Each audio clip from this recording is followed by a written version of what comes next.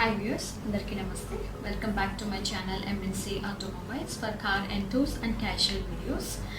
ఈరోజు ఒక accident job ఇన్సూరెన్స్లో చేయించుకునేటప్పుడు ఒక్కొక్కసారి క్లెయిమ్ రిజెక్ట్ అయ్యే అవకాశం ఉంటుందండి. అది ఏ ఏ సందర్భాల్లో రిజెక్ట్ అవుతుంది అన్నది ఈ వీడియోలో చూద్దాం.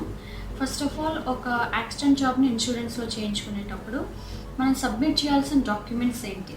ఒకటి RC copy, next insurance policy copy, next insurance Aadhaar and PAN copy, next driver's DL copy అండి. దాంతోపాటుగా claim form duly filled and signed, and all other documents are also duly signed. So ఏ ఏ సందర్భాల్లో రిజెక్ట్ అవుతుందంటే, drivers DL copy expire అయినప్పుడు కానీ, commercial vehicles insurance క్లెయిమ్లో చేసేటప్పుడు permits ప్రాపర్గా ఉండాలండి. To travel from one state to other, they should have proper national permits for that journey. So అట్లాంటి కమర్షియల్ వెహికల్స్కి పర్మిట్స్ ప్రాపర్గా లేనప్పుడు క్లెయిమ్ రిజెక్ట్ అవుతుంది. అలాగే ఒక వెహికల్ని ఒకరి వెహికల్ని ఇంకొకరు పర్చేస్ చేసినప్పుడు ఆర్సీ కాపీ ట్రాన్స్ఫర్ అయ్యి ఇన్సూరెన్స్ పాలసీ కాపీ ట్రాన్స్ఫర్ అయ్యే లోపల యాక్సిడెంట్ అయిందనుకోండి, అలాంటప్పుడు ఆర్సీ కాపీ ఒకరి పేరుపై ఉంటుంది, ఇన్సూరెన్స్ పాలసీ కాపీ వేరొకరి పేరుపై ఉంటుంది. సో అలాంటి సందర్భాల్లో కూడా ఆ వ్యాలిడిటీ మ్యాచ్ అవ్వక, ఆ డీటెయిల్స్ మ్యాచ్ అవ్వక క్లెయిమ్ రిజెక్ట్ అవుతుంది. సో ఇలాంటి సందర్భాల్లో క్లెయిమ్ రిజెక్ట్ అయినప్పుడు కంపల్సరీగా రిజెక్ట్ అయింది కాబట్టి క్లెయిమ్ మనం రిజిస్టర్ చేసుకున్న క్లెయిమ్ని క్యాన్సిల్ చేసుకోవాలండి. ఎందుకు అంటే, to carry forward no claim bonus. మనం క్లెయిమ్ రిజిస్టర్ చేసినంతలో అది పాలసీని యూటిలైజ్ చేసుకున్నట్టు కాదండి. క్లెయిమ్ రిజెక్ట్ అయ్యే అవకాశం కూడా ఉంటుంది for the reasons as such I mentioned right now.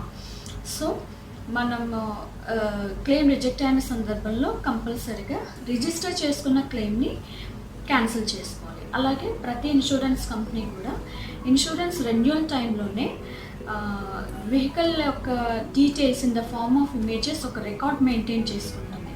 అవి front view of the vehicle, rear view, right side view, left side view, speedometer, next VIN number, ఇవన్నీ కూడా ఫొటోస్ తీసుకుని వాళ్ళు రికార్డ్ మెయింటైన్ చేసుకుంటారు. దీన్నే మనం ఇన్స్పెక్షన్ అంటాం. సర్వేరు కంపెనీ అలాట్ చేసిన సర్వేర్ వచ్చి వెహికల్ ఇన్స్పెక్షన్ చేసి ఆ డీటెయిల్స్ అన్నీ రెన్యువల్ టైంలో రికార్డ్ పెట్టుకుంటారు. ఎందుకు అంటే, ఇన్ కేస్ యాక్సిడెంట్ అయ్యి ఆ వెహికల్ ఇన్సూరెన్స్ క్లెయిమ్ జాబ్కి వచ్చినప్పుడు క్రాస్ చెక్ చేసుకోవడం కోసం, ప్రీ ఎగ్జిస్టింగ్ డ్యామేజెస్ ఏమైనా ఉన్నాయా అన్నది క్రాస్ చెక్ చేసుకోవడం కోసం ఈ రికార్డ్ అంతా మెయింటైన్ చేసుకుంటారండి. అలాగే ఒక క్లెయిమ్ రిజెక్ట్ కొన్ని డీటెయిల్స్ ఎక్స్పైర్ అయినంతలో, అంటే డిఎల్ ఎక్స్పైర్ అయినంతలో కానీ, అలాగే insurance policy copy and RC copy transfers pending ఉన్నంతలో కానీ అన్ని ఇన్సూరెన్స్ కంపెనీస్ క్లెయిమ్ని రిజెక్ట్ చేయవండి. కొన్ని ఇన్సూరెన్స్ కంపెనీస్ కస్టమర్కి ఒక ఆపర్చునిటీ ఇస్తాయి.